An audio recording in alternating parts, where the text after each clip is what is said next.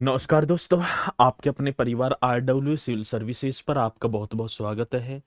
मित्रों, आशा करता हूं कि आप सभी अच्छे होंगे, बढ़िया होंगे, खुशहाल होंगे और जहां भी होंगे एकदम बेहतरीन होंगे। तो एक हमारी बहुत ही प्रतिष्ठित सीरीज चली हुई है जिसका नाम है जिला दर्शन। मैं उत्तर प्रदेश के प्रति एक जिले का एक एक दिन जो है व्याख्यान करता चलता हूं। और ये जो जिला दर्शन जो सीरीज है ये आपकी परीक्षा के लिए भी बहुत ही ज्यादा इंपॉर्टेंट है।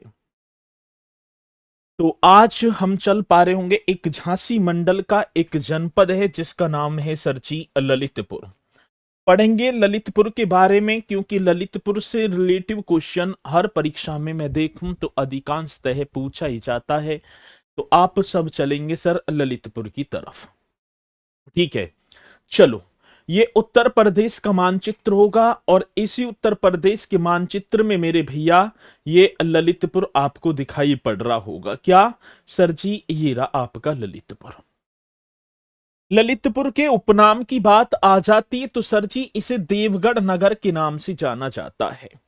कई बार क्वेश्चन पूछ लिया जाता है कि ललितपुर का उपनाम क्या है, तो देवगढ़ नगर। जिला मुख्यालय की मैं बात कर पाऊं तो जिला मुख्यालय ललितपुर में ही होगा। चलो, ये अपने ललितपुर का पूरा मानचित्र आपके सामने है।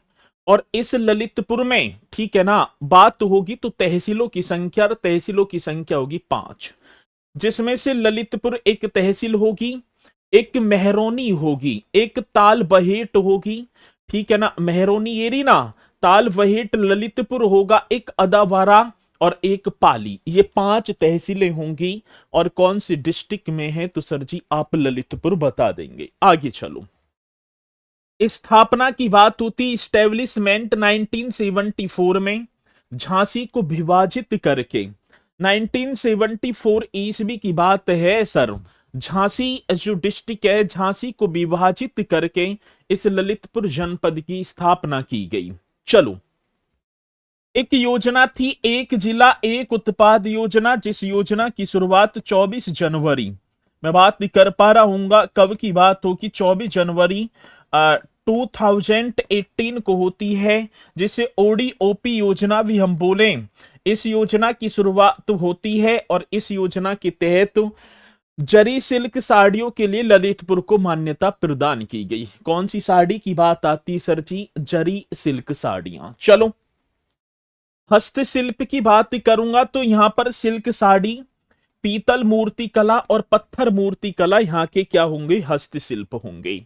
महत्वपूर्ण औद्योगिक इकाइयां यहां पर ग्रेनाइट खनन उद्योग, ये दिखाई पड़ रहा होगा, ग्रेनाइट खनन उद्योग होगा। यहां पर दाल की मिल भी है, येरी दाल, ठीक है। यहां पर बारूद फैक्ट्री भी है सरची, और भारत एक्सप्लोसिव भी यहां पर अवस्थित है। महत्वपूर्ण औद्योगिक इकाइयां किसमें? ललितपुर में होंगी। चलो, घूमने चलेंगे दर्शनीय स्थल। भगवान विष्णु का 10 अवतार मंदिर, बड़ा बेहतरीन क्वेश्चन है। और इसे हम, ये देवगढ़ में अवस्थित है तो देवगढ़ का 10 अवतार मंदिर जो बेतवा नदी के किनारे अवस्थित है, ये गुप्तकालीन मंदिर है। 10 अवतार मंदिर यहां पर दिखाई दे रहा होगा, भगवान विष्णु को समर्पित है। कहां? ललितपुर में। मुचकुंद की गुफाएं यहीं पर अवस्थित होंगी। आ जाता है सर जी, मुचकुंद की गुफा कहां पर? ललितपुर में। ताल वहेट होगा, ये ताल वहेट का किला होगा कहां? ललितपुर में।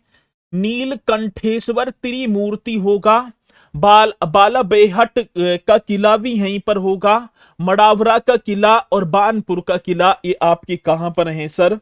तो ये आपको दिखाई पड़ रहा होगा, ठीक है ना।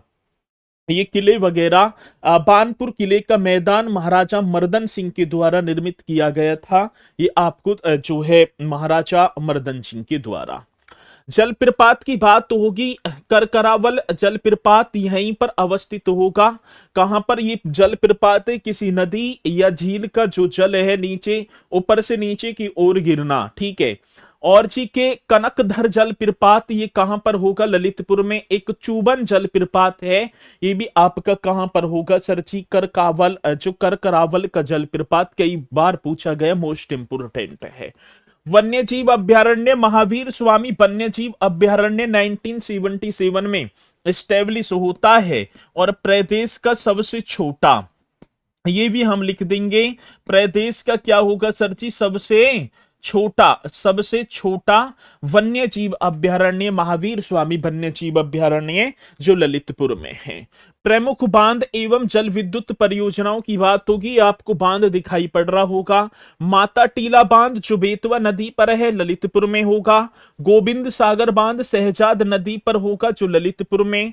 जामनी बांध जामनी नदी पर, ललितपुर में। कचनौदा बांध स्थानीय बांध है जो आपका ललितपुर में है।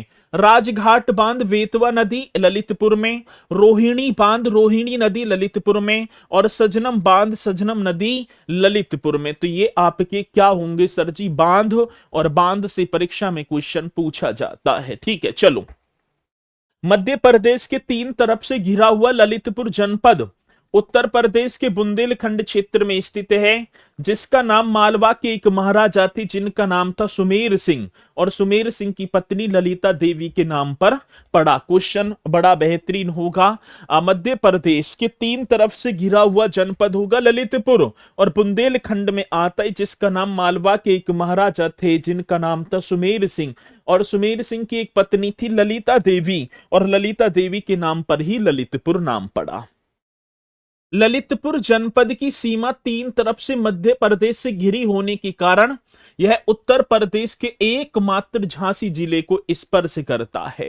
एकमात्र डिस्ट्रिक्ट होगा झांसी जिसे ललितपुर स्पर्श करता है, ये भी आपको मैंने बताया होगा, और मैं दिखा भी दूंगा एक बार मानचित्र में। यदि हम देखें अपने उत्तर प्रदेश के मानचित्र में, ठीक है, कहां चला गया, ये रहा, ठीक है। ये झांसी की सीमा होगी, ये पूरी की पूरी ये झांसी होगा, ये ललितपुर तो एकमात्र डिस्ट्रिक्ट से लगा हुआ है, और जिसका नाम क्या होगा सर जी, झांसी।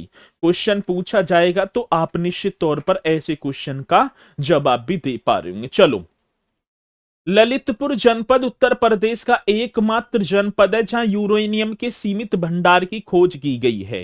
ये यूरेनियम होगा, और यूरेनियम के सीमित भंडार की खोज कहां की गई है, ललितपुर में की गई है। ललितपुर एकमात्र ऐसा जनपद है जहां यूरेनियम पाया जाता है। चलो, ललितपुर जनपद उत्तर प्रदेश का न्यूनतम जनसंख्या घनत्व वाला जिला होगा, मतलब कि सबसे कम।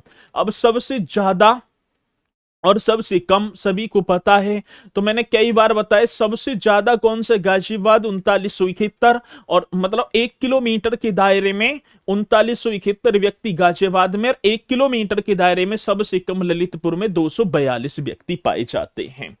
सहरिया जनजाति मुख्य रूप से ललितपुर जनपद में निवास करती है। सहरिया जनजाति होगी जो मुख्य रूप से ललितपुर डिस्ट्रिक्ट में निवास करती है। उत्तर प्रदेश में सोरा नृत्य ललितपुर जिले की जनजाति द्वारा किया जाता है। यूपी पुलिस में भी क्वेश्चन आया था। तो उत्तर प्रदेश में सोरा नृत्य कौन से, ललितपुर जिले की जो जनजाति उनके द्वारा किया जाता है। तांबा सोनराई क्षेत्र ललितपुर में पाया जाता है। लोहा भी आपका ललितपुर में। यदि मैं तांबे की बात करूं, ये आपका तांबा, ये लोहा, ठीक है, ये कहां, ललितपुर में। चलो, बुंदेलखंड क्षेत्र में स्थित ललितपुर जनपद में उत्तर प्रदेश सरकार ने प्रदेश का पहला फार्मा पार्क स्थापित करने की स्वीकृति प्रदान की। ये आपका first pharma park of bulletin Uttar Pradesh का डिस्ट्रिक्ट होगा ललितपुर। तो ये आपके होंगे सर जी ललितपुर से संबंधित क्वेश्चन, और मुझे उम्मीद है कि आप इन्हें बहुत ही अच्छी तरीके से करेंगे। तो फिर मुलाकात कर पा रहे होंगे। और हाँ, एक बार ललितपुर और बाकी सभी उत्तर प्रदेश के जितने भी बच्चे इस क्लास को लेते हैं, कमेंट्स करके बताएंगे कि ये क्लास, ये जिला दर्शन सीरीज आपकी परीक्षा के लिए कितनी कारगर सिद्ध है। तो इसी के साथ फिर मुलाकात करेंगे एक नए से जनपद के साथ। तो मैं अपनी वाणी को दूंगा विराम, सभी बोलेंगे सर जी जय हिंद जय भारत।